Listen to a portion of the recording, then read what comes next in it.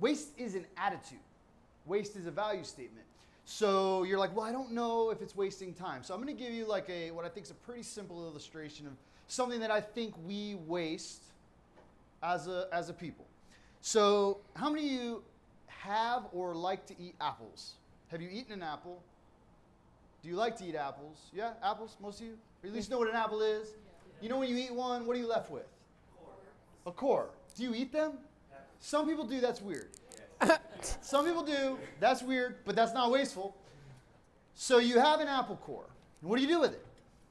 You toss it. Where do you toss it? In the trash can. What's in the trash can? Trash. Usually in a plastic bag. And then that plastic bag is tied and then taken where? To a bigger trash can. Then what happens? Waste management comes and picks it up, hopefully. Yes. And they take that waste away because we don't want this garbage in our life, and they make it go away. I can't be living somewhere with a pile of garbage. They take it away. And they take it down to McKay Bay, where, do you guys know what happens to it? It is incinerated. That's how we do it here. It's a waste to energy plant. So we incinerate waste. Cool. What that process is demonstrating is that there is no value in that apple core. Now, if you've ever done any gardening, if you've ever composted something, you actually know that in an apple core, like most organic waste, there are molecules and nutrients and actually everything necessary for the production of life. But because we don't see the value in the core of this apple, we throw it away or gobble it up. But if we put it in a place that says this has value, it just needs a little time to break down so that I can put this into my garden because it is a productive asset, actually.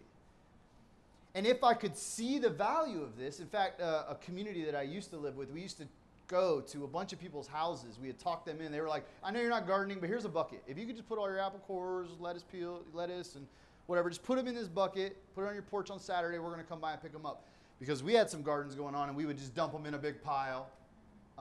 Eventually that broke down because we forget a Saturday, and people didn't want buckets of tomatoes on their porch, whatever. So, but we valued that enough to say, hey, we're going to come by, we're going to get that, we're going to bring it back, because waste in some sense is only waste because it is wasted, right? So this is like, to me, is like a core belief of my life. Waste is waste because it is wasted.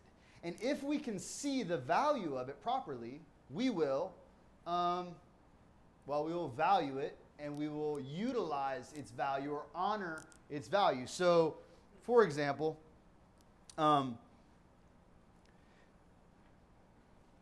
there is a passage in the Bible, and if you don't read the Bible, Bob Marley and Sublime also echoed it in some really awesome songs. They really did. The stone that the builders refused has what?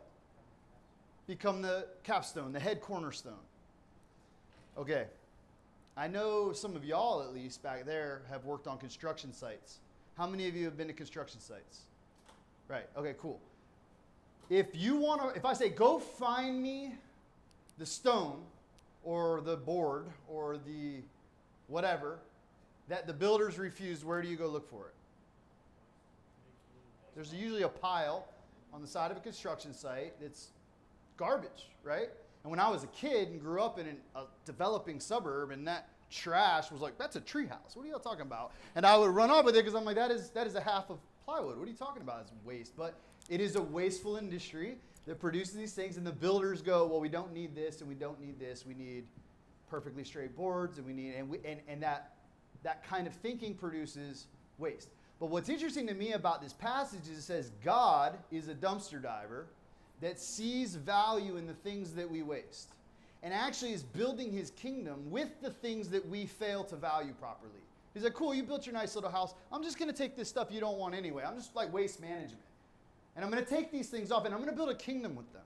And there's people in our neighborhoods, in our society, that we waste or we consider trash. Yep. And we want them removed like the garbage.